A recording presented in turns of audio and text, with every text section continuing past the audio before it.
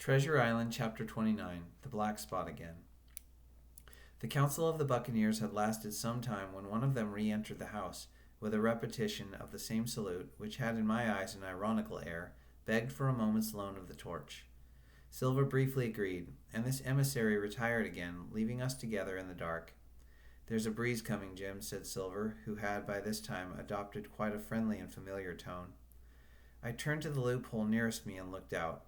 The embers of the great fire had so far burned themselves out, and now glowed so low and duskily, that I understood why these conspirators desired a torch. About halfway down the slope to the stockade they were collected in a group. One held the light, another was on his knees in their midst, and I saw the blade of an open knife shine in his hand with varying colors in the moon and torchlight. The rest were all somewhat stooping, as though watching the maneuvers of this last.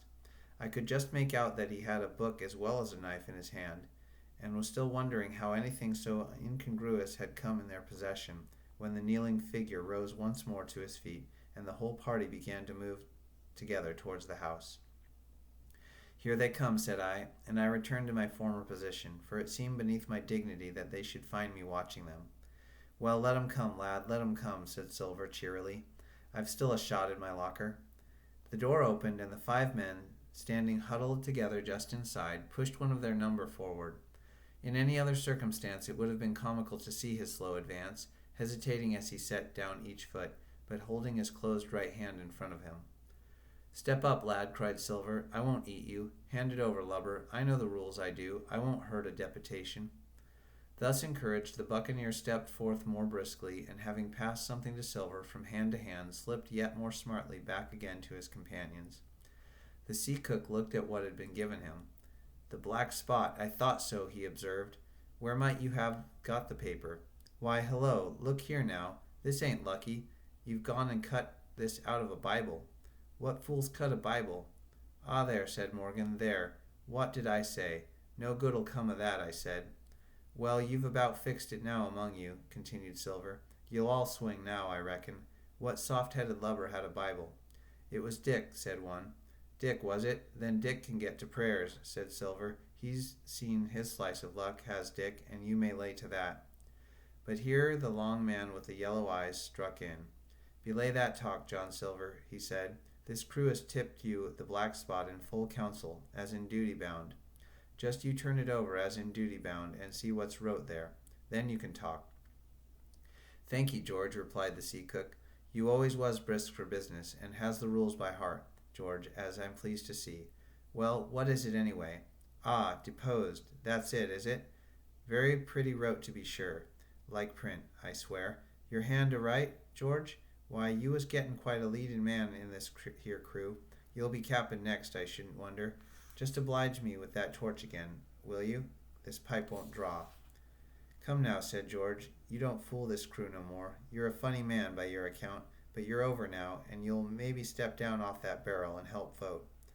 "I thought you said you knowed the rules," returned Silver contemptuously. "Leastways, if you don't, I do. And wait here, and I wait here, and I'm still your captain, mind, till you outs with your grievances, and I reply. In the meantime, your black spot ain't worth a biscuit. After that, we'll see." "Oh," replied George, "you don't be under no kind of apprehension. We're all square, we are. First, you've made a hash of this cruise. You'll be a bold man to say no to that. Second, you let the enemy out of this here trap for nothing. Why did they want out? I don't know. But it's pretty plain they wanted it. Third, you wouldn't let us go at them upon the march. Oh, we see through you, John Silver. You want to play booty. That's what's wrong with you. And then, fourth, there's this here boy." "Is that all?" asked Silver quietly. "Enough, too," retorted George. "We'll all swing and sun-dry for your bungling." "Well, now, look here. I'll answer these 4 points one after another. I'll answer 'em. I made a hash of this cruise, did I?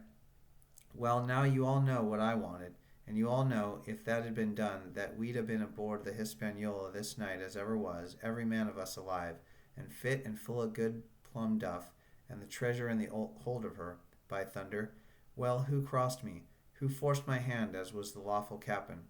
Who tipped me the black spot the day we landed and began this dance?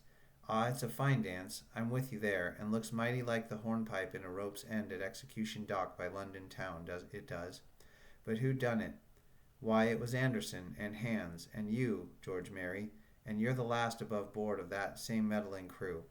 And you have the Davy Jones's insolence to put up and stand for captain over me, you that sank the lot of us. By the powers, but this tops the stiffest yarn to nothing.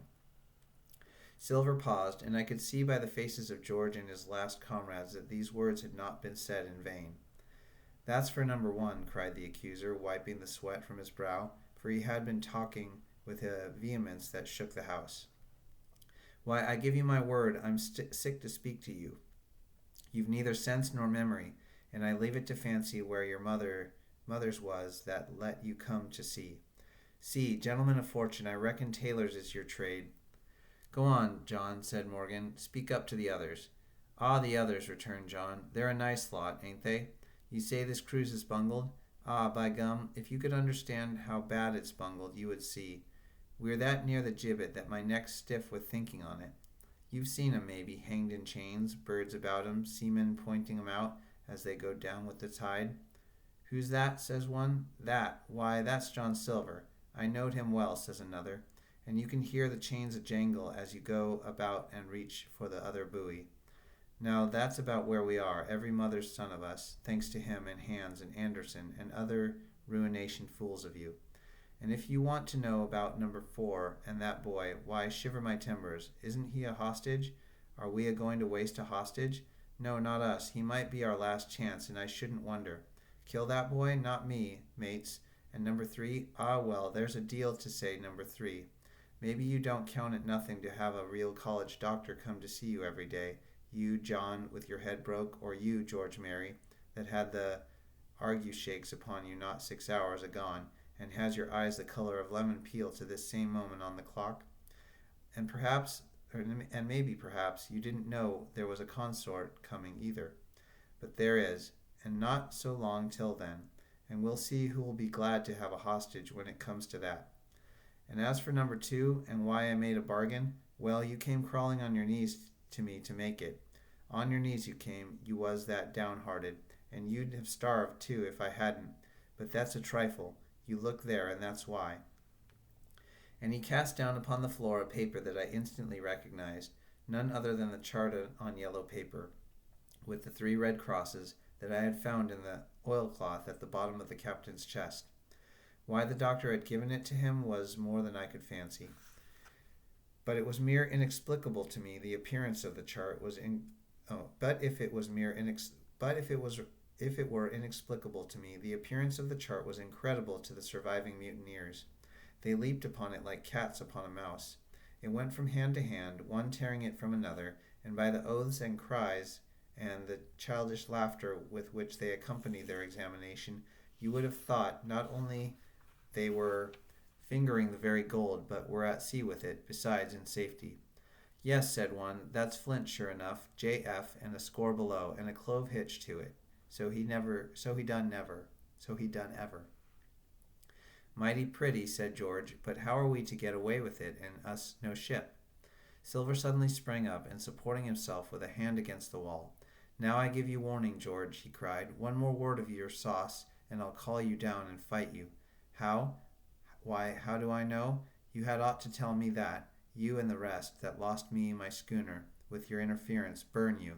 But not you. You can't. You hain't got the invention of a cockroach. But civil you can speak, and shall, George Mary, you may lay to that. That's fair enow, said the old man Morgan. Fair, I reckon so, said the sea cook. You lost the ship. I found the treasure. Who's the better man at that?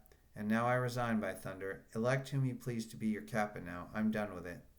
Silver, they cried. Barbecue forever. Barbecue for captain. So that's the tune, is it? Cried the cook. George, I reckon you'll have to wait another turn, friend. And lucky for you, as I'm not a revengeful man. But that was never my way. And now, shipmates, this black spot, 'tain't much good now, is it? Dick crossed his luck and spoiled his Bible, and that's about all. It'll do to kiss the book on still, won't it? Growled Dick, who was evidently uneasy at the curse he had brought upon himself. A Bible with a big cutout, returned Silver derisively. Not it. It won't bind no more a ballad book. It won't bind no more in a ballad book. Don't it, though? Cried Dick with a sort of joy. Well, I reckon that's worth having, too. "Here, Jim, here's a curiosity for you," said Silver, and he tossed me the paper. It was around about the size of a crown piece. One side was blank, for it had been the last leaf. The other contained a verse or two of Revelation, these words among the rest, which struck sharply home upon my mind: "Without are dogs and murderers." The printed side had been blackened with wood ash, which already began to come off and soil my fingers.